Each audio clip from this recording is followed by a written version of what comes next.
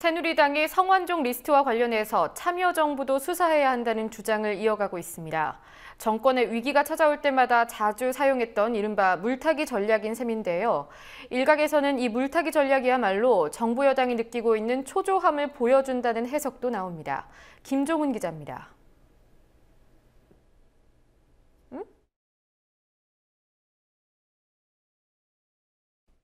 성완종 전 회장과 관련된 여러 가지 이 부정부패의 그 씨앗은 과연 언제부터 움트기 시작했나? 이것은 참여정부다. 이렇게 말씀드릴 수 있겠습니다. 오늘 오전 새누리당 원내대책회의에서 김영우 수석 대변인이 한 발언입니다. 김 대변인은 이어 성완종 리스트는 여야 전체에 걸쳐 있는 문제이기 때문에 검찰의 성역 없는 수사가 필요하다고 강조했습니다.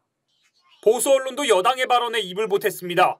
그런데 경남기업엔 노 전 대통령의 친형인 노건평 씨와 매우 가까웠던 인사가 재직을 했고, 성 회장 사면 직후에 임원으로 승진까지 했던 것으로 확인됐습니다. TV조선은 특히 성완종 회장이 노무현 전 대통령 시절 2번이나 특별 사면을 받은 배경에 대해서도 수사할 방침이라고 밝혀 검찰의 사정이 참여정부까지 향할 것을 예고했습니다.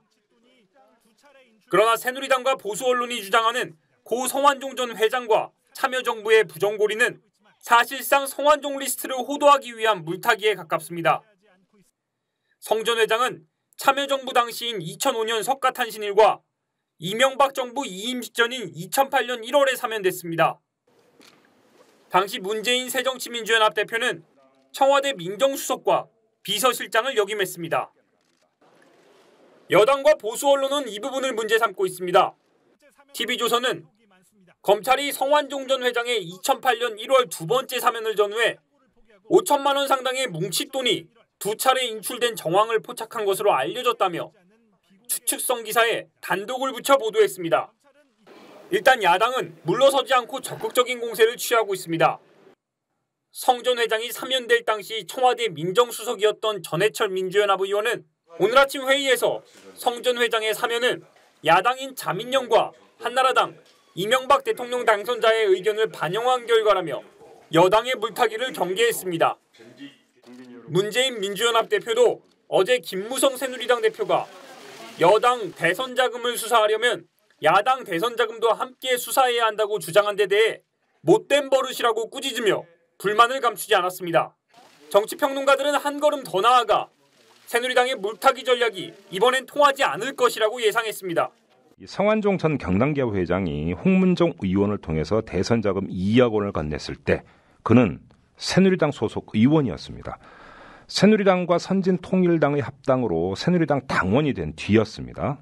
바로 이게 포인트인데요. 아니 왜 새누리당 당원이 야당 후보에게 대선 자금을 줍니까? 현재까지 상황만 놓고 보면 결과를 속단하긴 어렵습니다. 그러나 오늘 발표된 여론조사 결과 박근혜 대통령과 새누리당의 지지율은 대폭 하락했습니다. 정부 여당이 무리수인 걸 알면서 왜 물타기를 시도하는지 예측할 수 있는 대목입니다. 국민TV 뉴스 김종훈입니다.